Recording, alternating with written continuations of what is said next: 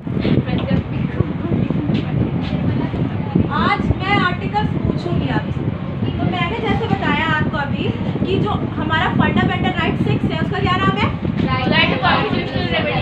Constitutional remedies. यानी इसे क्या बोला जाता है? कॉन्स्टिट्यूशन का दिल और आत्मा किसने कहा है?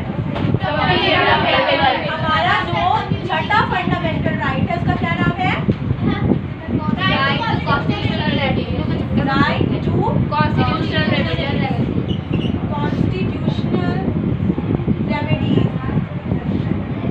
अच्छा, इसे डॉक्टर बी आर अम्बेडकर ने क्या बोला? हार्ट भी बोला है, सोल भी बोला है। क्यों बोला है इसको? क्योंकि इसमें कॉन्स्टिट्यूशनल रेमेडीज की कुछ चीजें अगर ऐसी हैं, चाहे वो फंडामेंटल राइट ही क्यों ना हो, अगर पब्लिक को सही नहीं लगता तो वो सुप्रीम कोर्ट में अपील कर सकती है। ये पूरा का पूरा जो हमारा फंडामेंटल राइट है ये सुप्रीम कोर्ट पर ही डिपेंडेंट है। समझ में आ रहा है कि हमारे लिए भाई आखिरी उम्मीद कौन होगा? Supreme court, judiciary. डेमोक्रेसी के 3 पिलर होते हैं, 4 सॉरी, चौथा तो वैसे कहा जाता है मीडिया को। 4 पिलर होते हैं। एक पिलर होता है आपका फर्स्ट, सेकेंड, थर्ड, फोर्थ तो मीडिया, लेकिन इंडिया की मीडिया का हाल जानते हो 159 रैंक है, तो ये 4th पिलर तो नहीं, लेकिन गिराने का काम जरूर कर रहा है डेमोक्रेसी के ढांचे को। अब मैं बात कर रही हूँ, फर्स्ट पिलर होता है आपका लेजिस्लेटिव, दूसरा होता है एग्जीक्यूटिव, तीसरा होता है जुडिशरी। यानी अगर मैं हिंदी में बोलूँ, विधान पालिका, कार्यपालिका और थर्ड आता है न्यायपालिका।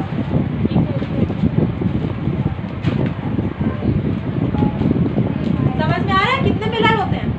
3 पिलर होते हैं, एग्जैक्टली लिखा तो जाता है, लेकिन मीडिया को भी चौथा पिलर बोला जाता है, क्योंकि किसी भी कंट्री में डेमोक्रेसी तब तक बनी है जब तक वहाँ का मीडिया बहुत अच्छे से काम करे।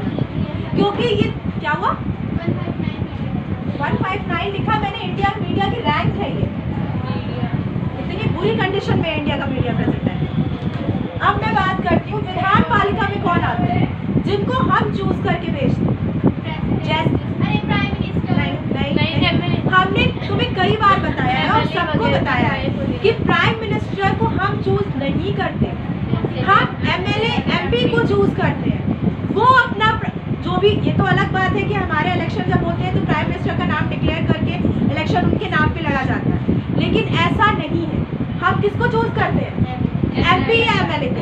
वो डिसाइड करते हैं कि उनको पीएम या सीएम किसको बनाना है। वो अलग बात है कि हमारे यहाँ एक फेस दिखा दिया जाता है कि यही पीएम बनेंगे, यही सीएम बनेंगे, जिसके तहत हम वोट देते हैं, लेकिन ऐसा नहीं है। हम किसको चूज करते हैं? एमपी एमएलए को चूज करते हैं। तो जैसे मैंने कहा विधान पालिका जिसमें हम चूज करेंगे एमपी या एमएलए।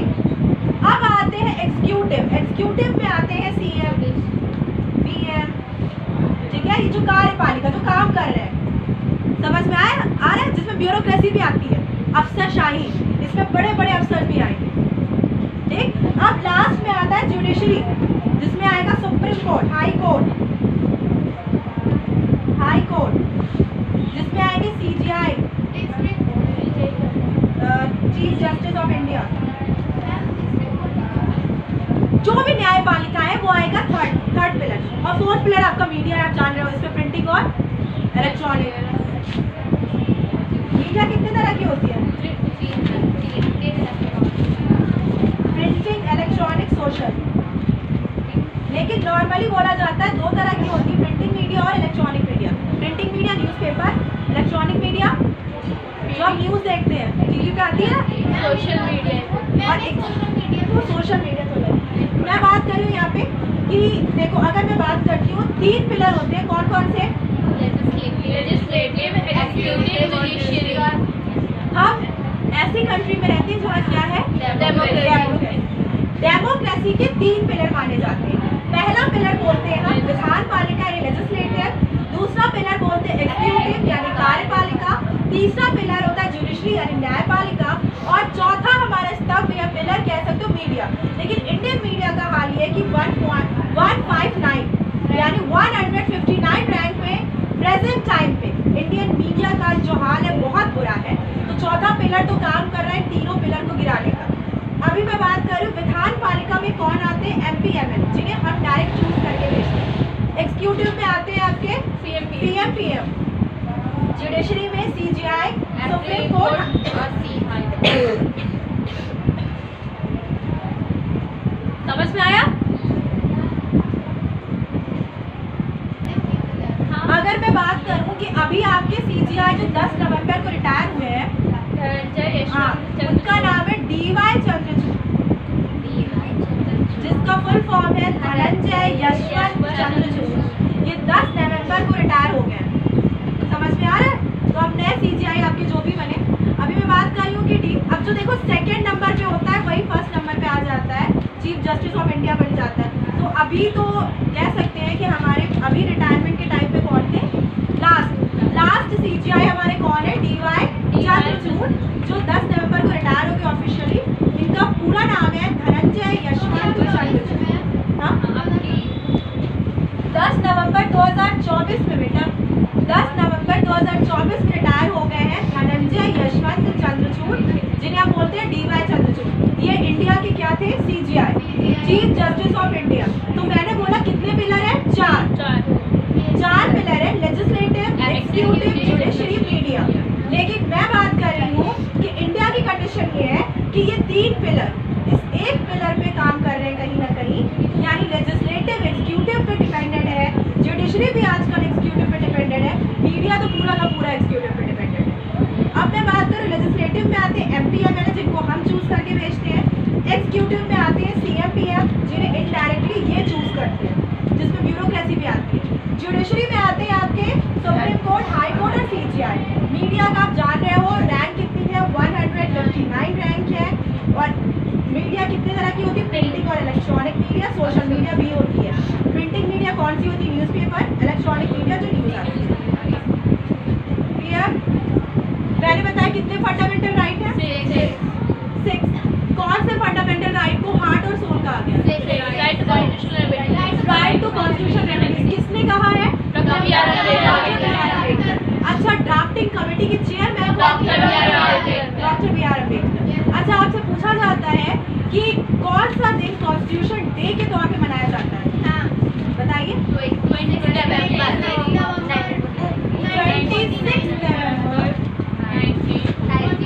26 नवंबर को कॉन्स्टिट्यूशन डे के अकॉर्डिंग मनाते हैं, लेकिन कॉन्स्टिट्यूशन बन के कब तैयार हुआ, 1949। 26 नवंबर 1949 को कॉन्स्टिट्यूशन बन के तैयार हो गया था, इसीलिए हम इसे कॉन्स्टिट्यूशन डे कहते हैं। 26 जनवरी को क्या हुआ है, पब्लिश हुआ, इंडिया के सामने आया है। हाँ, 90 जिसे हम क्या बोलते हैं, रिपब्लिक डे बोलते हैं, लेकिन कॉन्स्टिट्यूशन डे बोलते हैं 26 नवंबर। टोटल फंडामेंटल राइट 6 है। जो छठा हमारा फंडामेंटल राइट है, राइट टू कॉन्स्टिट्यूशनल रेमेडीज, इसे हार्ट और सोल बोला। बोलो मैम, तो 26 नवंबर को कॉन्स्टिट्यूशन बन गया तो तभी नहीं पब्लिश हो सकती था, कैसे टाइम होता है किसी भी चीज को ऑर्गेनाइज करने में, कुछ सोचा होगा लोगों ने किसी पब्लिक के सामने कैसे और कितने टाइम के बाद लाना, तो ये टाइम गैप नवंबर से जनवरी तक के बीच करा, तो इसे बोला गया रिपब्लिक का डे, रिपब्लिक डे यानी गणतंत्र दिवस। किसका दिन, जनता का दिन। मैं एक बात बताऊँ बहुत मजेदार, जब मैं छोटी थी फाइनली मैं ये सोच रही थी, उतना नहीं पता था ना कि कॉन्स्टिट्यूशन डे, प्राइमरी में थी शायद 2nd या 3rd, तो सोची थी 26 जनवरी को आधा देश आज़ाद हुआ है, 15 अगस्त को पूरा आज़ाद। लेकिन बाद में समझ में आया कि 26 जनवरी को हमारा संविधान लागू हुआ है और 15 अगस्त को हम आज़ाद। अच्छा, एक चीज़ और अगर कोई बता सकता है तो बताओ कि अंग्रेजों ने हमें 15 अगस्त का दिन ही क्यों चुना आज़ाद, ये दिन क्यों चुना आज़ाद करने? सेकेंड वर्ल्ड वॉर होती है, इसके पीछे की बड़ी अच्छी स्टोरी है। कहा जाता है, ये ऑफिशियली तो नहीं लेकिन फिर भी ये कहा जाता है कि जब सेकेंड वर्ल्ड वॉर कब होती है, इतने से इतने टाइम के बीच में होती है, ठीक है। तो जब सेकेंड वर्ल्ड वॉर होती है तो 1945 15 अगस्त को जापान सरेंडर कर देता है कि अब मैं फाइट नहीं करूंगा, इसीलिए 15 अगस्त की डेट को और यादगार बनाने के लिए ब्रिटिश इंडिया को आज़ाद करते हैं। आपको पता है हिरोशिमा नागासाकी 6 अगस्त 9 अगस्त, ये 2 डेट जो जापान कभी नहीं भूल सकता। इन्हीं 2 तारीखों को हिरोशिमा नागासाकी पर न्यूक्लियर बम गिराए गए थे, जिसके बाद 15 अगस्त को जापान ने सरेंडर कर दिया कि अब हम वॉर में पार्टिसिपेट नहीं करेंगे, हार मान लेते हैं।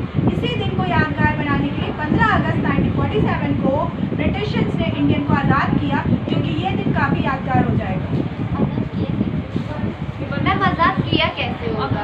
आज़ाद करने का मतलब है अपना एडमिनिस्ट्रेशन पावर हटा लिया।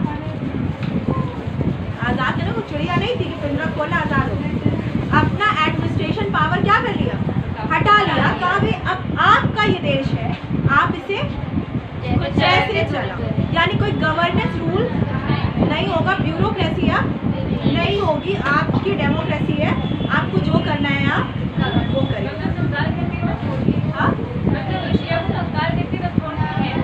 कह सकते जब इंडिया को कंगाल कर दिया तो उन्होंने छोड़ दिया। बहुत सारी चीज़ें हैं मैम यहाँ की। देखो अगर मैं बात करूँ कि इंडियंस को आज़ाद करने और गुलाम करने में क्या सबसे बड़ा रोल है, तो यहाँ की सबसे बड़ी प्रॉब्लम थी, गुलाम करने में भी सबसे बड़ी प्रॉब्लम वही थी जो हमारे जाति व्यवस्था है ना, अपने आप को ऊंचा समझना, सामने वाले को नीचा समझना कि हमारा नुकसान थोड़ी ना हो रहा है। जब ब्रिटिशर्स ने धीरे धीरे प्लासी, बक्सर जैसी वॉर लड़ी तो सबको मिल के लड़ना चाहिए था ब्रिटिशर्स के अगेंस्ट, कि कोई बाहर वाला आ गया, लेकिन नहीं भाई, हम पे अटैक थोड़ी ना कर रहा है, हमारे स्टेट पे नहीं कर रहा है ना, जिसके स्टेट पे कर रहा है वो देखे, वो जाने। इससे ब्रिटिशर्स को क्या होता चला गया? फायदा होता चला गया। और हमारे आपस में भी इतनी नहीं बनती थी, हमारी कंट्री में खुद के स्टेट्स में इतनी लड़ाइयाँ चलती रहती थी, जिसका फायदा एक बहुत अच्छी स्टोरी बचपन में सुनी होगी, 2 बिल्लियों की लड़ाई में बंदर का फायदा। बिल्कुल यही हाल था, ब्रिटिशर्स ने बिल्कुल इसी तरह से फायदा उठाया। 2 बिल्लियों की लड़ाई में बंदर को जैसे फायदा होता है, वो बिल्कुल यहाँ पे ब्रिटिशर्स को वैसे ही फायदा। एग्जैक्टली सही कंडीशन अगर मैं बोलूँ तो ब्रिटिशर्स ने ऐसे ही यहाँ पे पावर गेम खेला, जिन्होंने सत्ता का खेल खेला, यहाँ पे पावर का गेम खेला, वो इसी तरह खेला क्योंकि उन्होंने हमारी कमजोरी को पकड़ा। कभी भी अगर किसी दुश्मन को हराना है तो ध्यान उसकी स्ट्रेंथ पे नहीं, वीकनेस पे लेनी चाहिए, एक चीज़ याद रखो। और जिंदगी में कोई कितना ही तुम्हारा बेस्ट फ्रेंड है, उसे अपनी वीकनेस कभी नहीं बताना, क्योंकि तुम उस दिन हार जाते हो जिस दिन तुम्हारी वीकनेस तुम्हारे सामने वाले को।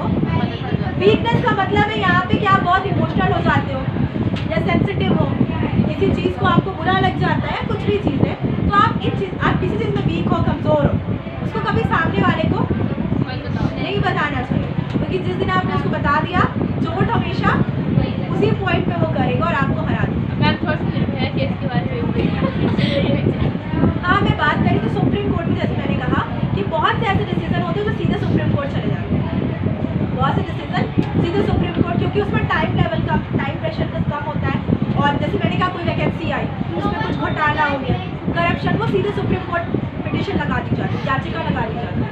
लेकिन अब मैं जैसे इरम ने कहा निर्भया केस का क्या मैटर है, निर्भया केस ये 2012 का केस है, उस टाइम मुझे अच्छे से याद नहीं है, ये मैं 9th में उस टाइम थी, 2012 का ये केस था, ये बस में हुआ। उसी के बाद से, उस केस के बाद से फास्ट ट्रैक कोर्ट बनाई गई। फास्ट ट्रैक कोर्ट क्यों बनाई गई? पहले क्या होता था, जो रेप के केसेस होते थे उनको ऐसे normally lower court, high court और सुप्रीम कोर्ट में जाना पड़ता था, उसको कोई अलग से कोर्ट नहीं बैठता था। तो इतने केसेस आपको पहले से पता है, फौजदारी की, दीवानी की, चोरी, लूट, ऐसे केसेस तो बहुत थे, उसमें रेप के केसेस जाके और दब जाते थे। और ये केसेस ऐसे होते हैं जहाँ पे एक लड़की की पूरी जिंदगी दाव पे लगी, तो उसको तो जल्दी जस्टिस मिलना चाहिए ना। तो गवर्नमेंट ने कहा कि क्या बनाना चाहिए, फास्ट ट्रैक कोर्ट, जहाँ पे सिर्फ किसके लिए सुनवाई हो, ऐसे केसेस जैसे लड़की के साथ अगर कोई सोशल एक्सप्लॉयटेशन हो गई अगर, या रेप के केसेस अगर आ गए, तो उसके लिए कहाँ सुनवाई होनी चाहिए, फास्ट ट्रैक कोर्ट में, जहाँ जल्दी से जल्दी डिसीजन आ जाए। फास्ट कोर्ट है, फास्ट ट्रैक कोर्ट जो ये तय करती है कि जल्दी से जल्दी फीमेल्स के कहाँ बनेगी। देखो ये हर उसमें डिस्ट्रिक्ट हो सकती है जिसमें जल्दी से जल्दी डिसीजन फॉर अ फीमेल्स, इसमें ज़्यादा डिसीजन रेप के केसेस सबसे ज़्यादा इसमें आते हैं। इंडिया में पता है इतने ज़्यादा रेप के केसेस होते हैं, लेकिन बहुत से केसेस जो रजिस्टर्ड नहीं होते, शर, डर, क्या कहेगा दुनिया, लोग क्या कहेंगे, उसकी ज़िंदगी बर्बाद हो जाएगी। अच्छा मुझे एक छोटी सी, मैं तुम्हें एक एग्जाम्पल देती हूँ, उसका जवाब मुझे देना। तुम सड़क पे जा रहे हो, रोड पे जा रहे हो, एक कुत्ते ने तुम्हें काट दिया, इज्जत तुम्हारी गई या कुत्ते की गई? तुम्हारी इज्जत, वो पागल था, उसने तुम्हें काट लिया, तुम घर से निकलना छोड़ दोगे, जिंदगी जीना छोड़ दोगे सिर्फ इसलिए क्योंकि उस कुत्ते ने तुम्हें काट लिया। तो इसी तरह अगर मैं बात कर रही हूँ कि जो रेप के केसेस होते हैं उसमें हमेशा सबसे ज्यादा सहना पता किसको पड़ता है? जो विक्टिम होती है, लड़की को पूरी जिंदगी सर्वाइव करना पड़ता है और उसकी फैमिली को, क्योंकि हमारी सोसाइटी में सोशल जो चीजें बना दी जाती है ना, वो हमेशा किसको कसूरवार ठहराती है? लड़कियों। यही प्रॉब्लम होती है। तो इसी पहले तो ठीक है, जुडिशरी पावर अच्छा हो, एग्जीक्यूटिव हो, सब कुछ अच्छा हो, लेकिन हमें अपनी सोच को भी बदलना चाहिए, हमें अपनी सोच को ऊपर उठाना चाहिए। बिल्कुल सही कहा गया, औरत ही औरत की सबसे बड़ी दुश्मन है, ये बिल्कुल सही फैक्ट है।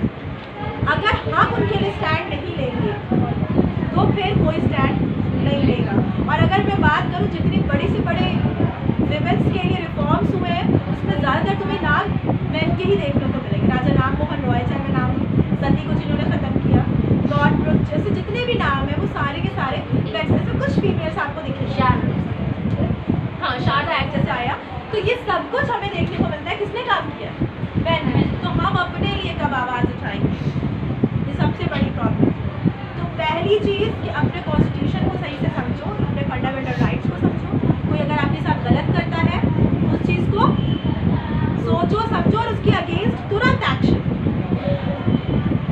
पता है कुदरत ने फीमेल्स को एक बहुत अच्छा पावर दिया है और ये हर के अंदर होता है कि वो सामने वाले की नज़र देख के बता देती है कि ये अच्छी है या बुरी।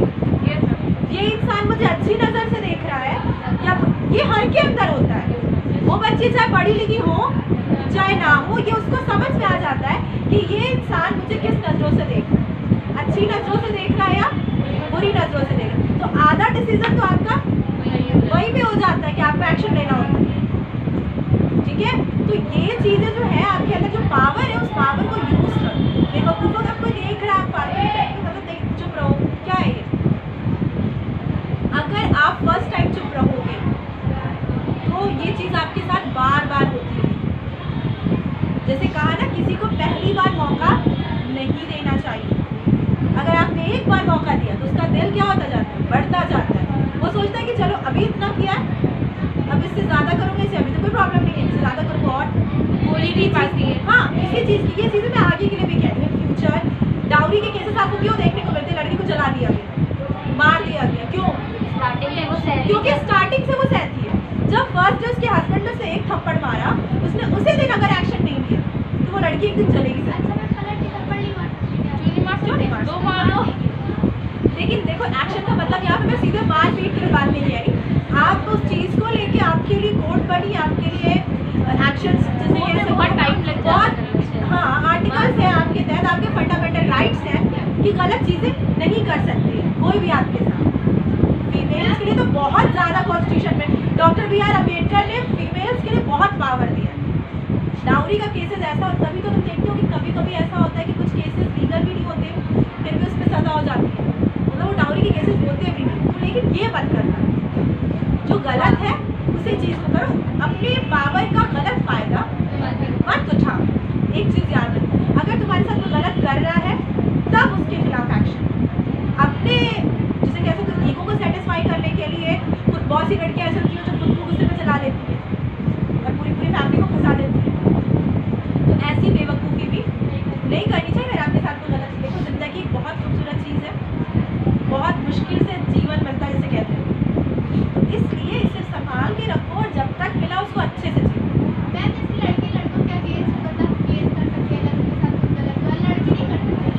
कर सकते भाई, उनका भी राइट है, लेकिन ऐसा नहीं होता। हमारी सोसाइटी में दिखाया जाता है सिक्के के वैसे दो पहलू होते हैं हमेशा, लेकिन हमारे यहाँ हमेशा विक्टिम एक गर्ल्स को ही दिखाया जाता है।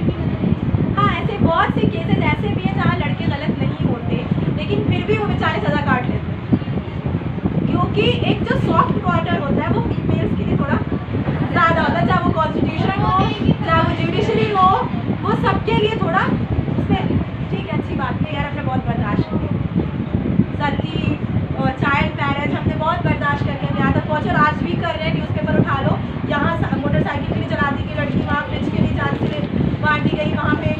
बेटी को जिंदा दफन कर दिया गया, दहेज के लिए शादी। हमारी सोसाइटी में सबसे बड़ा इशू होता है दहेज, डाउरी, जिसकी वजह से शादियाँ रुक जाती है, नहीं होती, रुक जाती है, और पता सही कॉम्बिनेशन भी नहीं होती, मेल जिसे कहते हैं वो सही भी नहीं होता, क्योंकि लड़का बहुत एज में बड़ा है, लड़की छोटी है, इसलिए कर दी गई क्योंकि माँ बाप के पास दहेज नहीं है, तो उन्होंने कर दिया। कैसे पैसा देके कर देते हैं। हाँ ऐसा, तो इन चीज़ों को रोक सकते हो कौन? तुम लोग इन फ्यूचर, क्योंकि तुम ही लोग नेक्स्ट जनरेशन